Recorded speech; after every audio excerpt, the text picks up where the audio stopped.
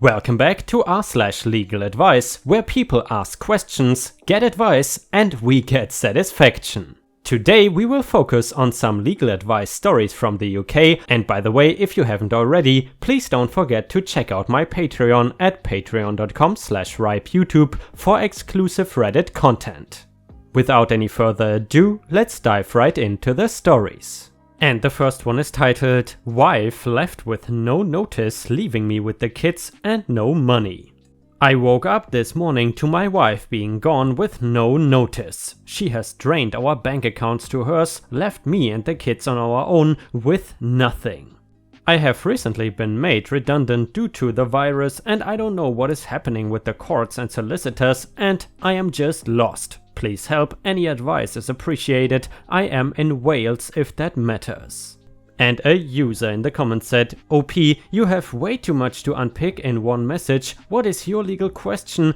Or are you just after advice on how to get you and the kids sorted? A few quick answers/pieces if advice. If you want confirmation if she can clear the joint account, then the answer is yes. If she was daft enough to do this and not request the bank freeze the account and remove her name, then you can drain any overdraft facility on it, and she is equally and severely liable for that overdraft. If you are unemployed, you may want to point the bank in her direction when they come calling for repayment.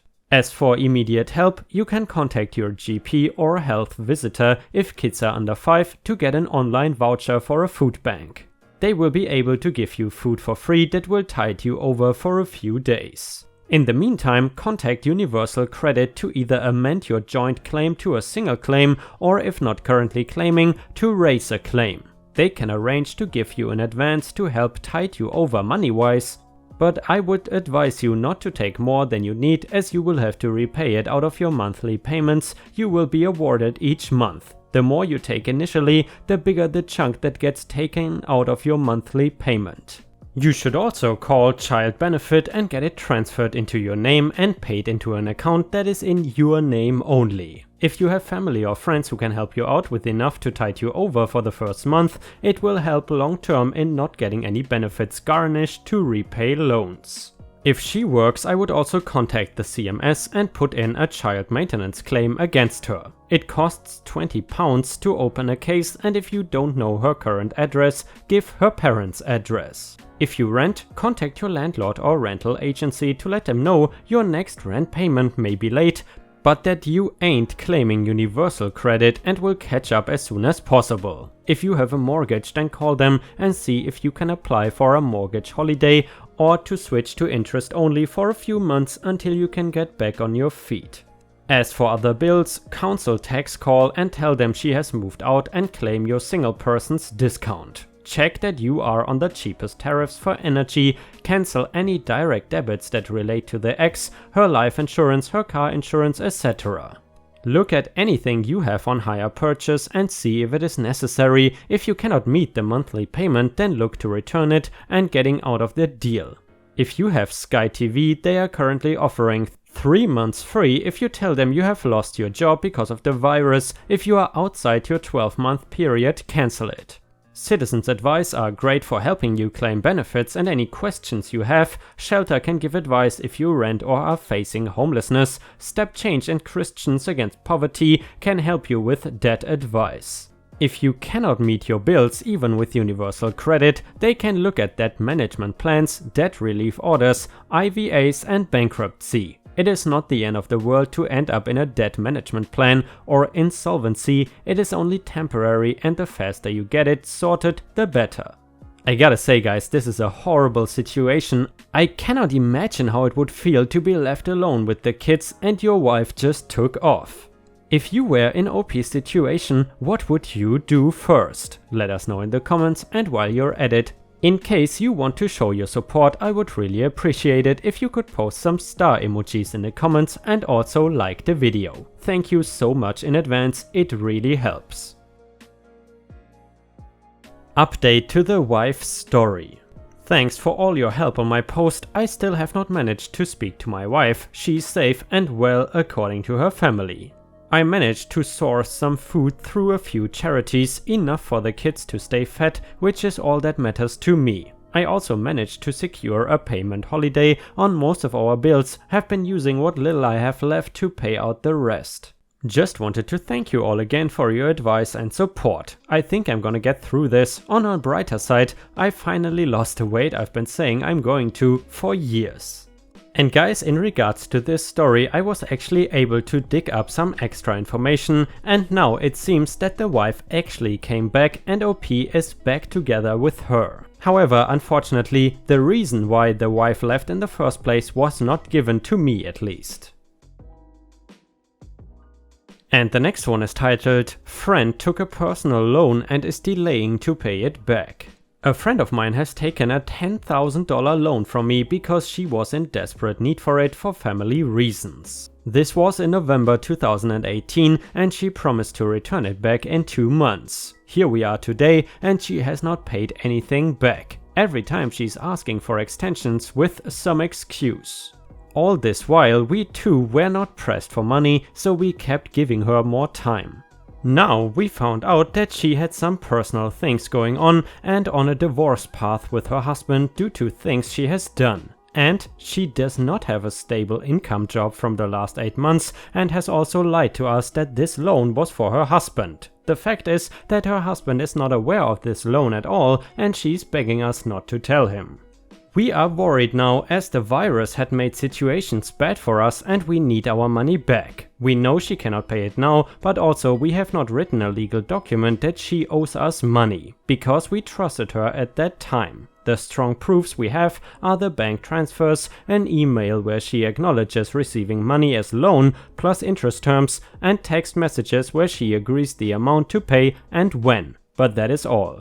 She is now again asking for more time, is okay to give us anything as collateral and also sign a document. I want to know if such backdated loans are legally accepted to be documented and what should I do to make it legal. And when she pays the amount, should I report the interest earned in my tax returns? And a user in the comments said, "Sorry to hear about the situation. Somebody who borrows $10,000 from you, lies to you about what it is for and refuses to pay it back is not your friend. They are a bad debtor. You should consider taking steps now to inform her husband and take legal action through the Small Claims Tribunal to demand repayment of the debt. You can use the emails and text messages as evidence it was a loan without a formal written loan agreement."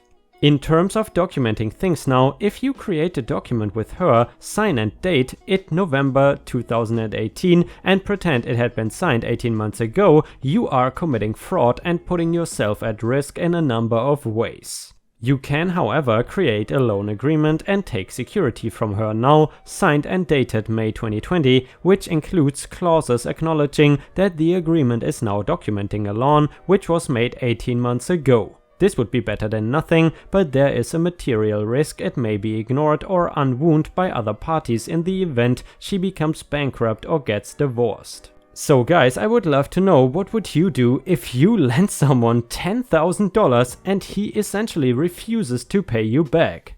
That definitely sounds like a great friend if you ask me. And guys, I'm not sure how it is for you, but for me personally, I really don't like lending money to people, especially friends, because more often than not, this negatively influences a friendship if you ask me.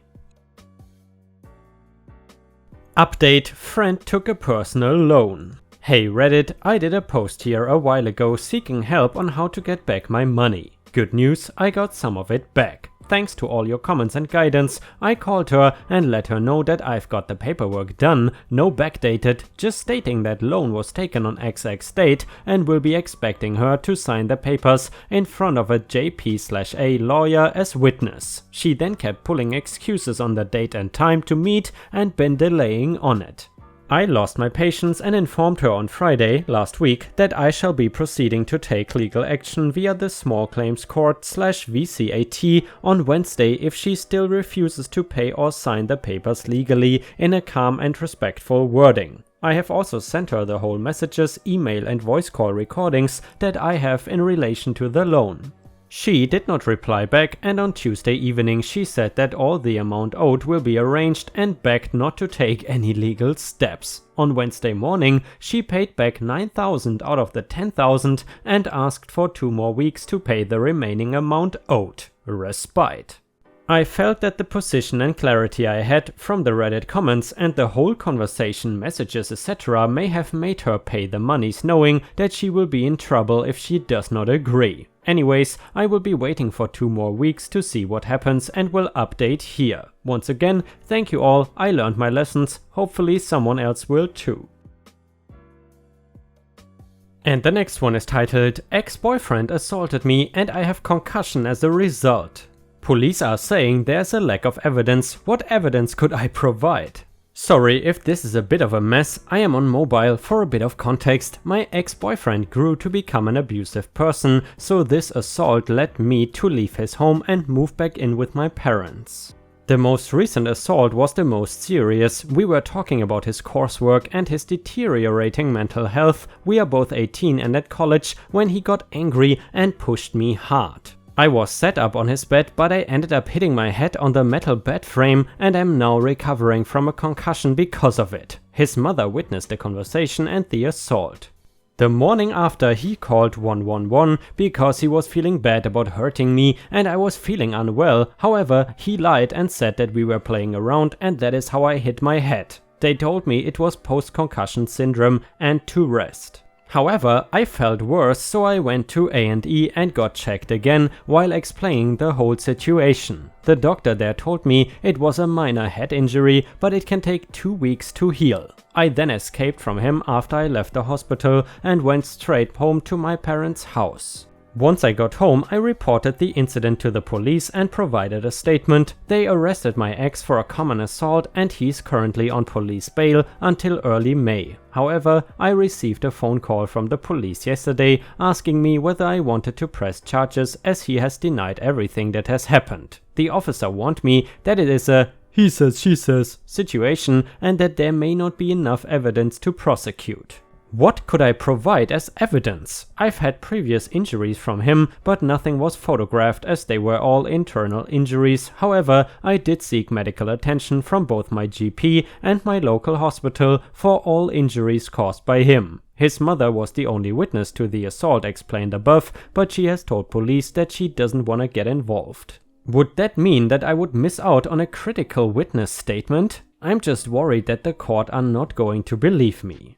And a user in the comments said, there's not a great deal you can do more in this situation. You did the right thing in reporting it to the police and in seeking medical attention. Even more so in getting out of that situation and ending the relationship, in my opinion. Anyway, even if you do decide you want to press charges, it may not end up in court as it needs to get past the Crown Prosecution Service. They may decide that, as your ex is denying guilt, that they are unlikely to get a conviction. It is not that they don't believe what you are saying, it is that for a conviction in the absence of a confession, the threshold is that it is proved beyond reasonable doubt. The lack of an independent witness or a confession makes them not feel confident that it is worth the time and effort to pursue this when they literally have hundreds of other cases where they might get a conviction. Bad for you, but it is the reality of the situation CPS are in. Your problem with pulling in the previous incidents is that the first questions your ex-lawyers would ask would be, why didn't you tell the police at the time? And did you tell the medical professionals you saw that your boyfriend had assaulted you? I also suspect that, like this incident, it all happened previously without anyone independent witnessing it. A good lawyer for him would spin this as being a vindictive ex wanting to get her former boyfriend, a poor young man with mental health issues, in trouble.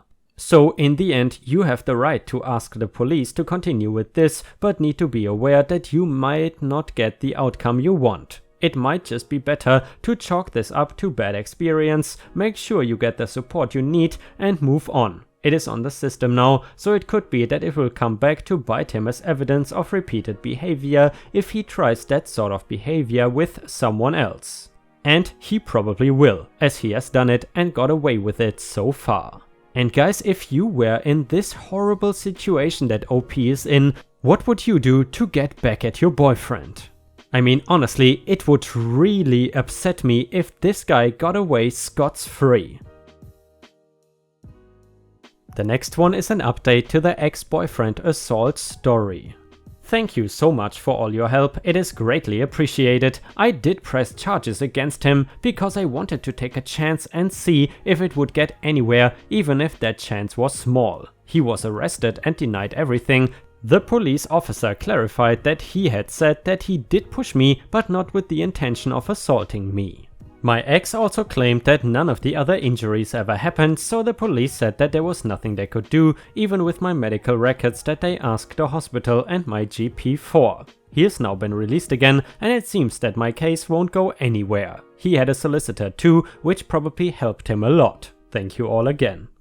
And guys, unfortunately, as we all know already, there's not always a happy ending on r/LegalAdvice, but that is also why I like this subreddit, because it is realistic and not a fantasy world. And the last one is titled Easements, Property Lines and Snow Removal, or rather, just throwing it in my driveway.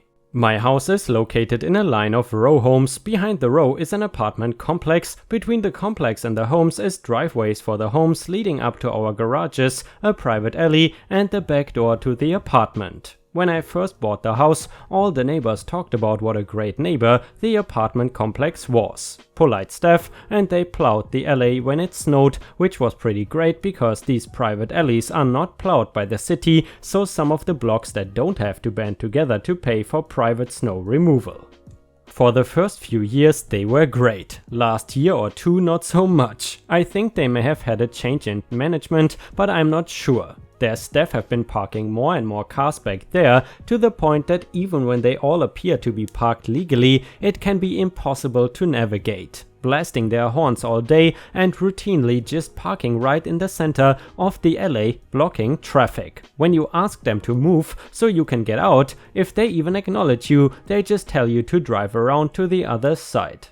On more than one occasion they have done this while another employee was blocking the other side with another car. This time, however, they have achieved a centerpiece of assettery. Over the weekend we had Snowzilla, or whatever they are calling it. I was actually in Florida for a wedding and got trapped there for a few extra days by flight cancellations.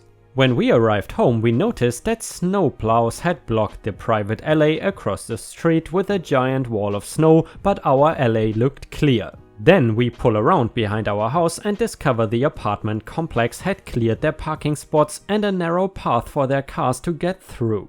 And where did they put the snow? Two places. The entrance to the alley across the street and in all the private driveways of our home and the homes of our neighbors. The driveways belong to the homes, just pushed all their snow right over the property line and, per my neighbor, built a 10-foot tall glacier in a row of private driveways.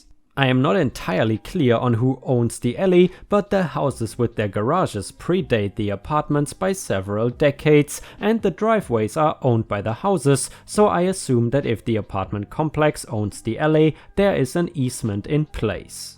I am not an easement expert, so I don't know what their responsibility would be for clearing a path for us, but I am damn certain that clearing their own parking spots by building a wall of ice on 10 different private driveways and the access to the alley across the street is a no-no.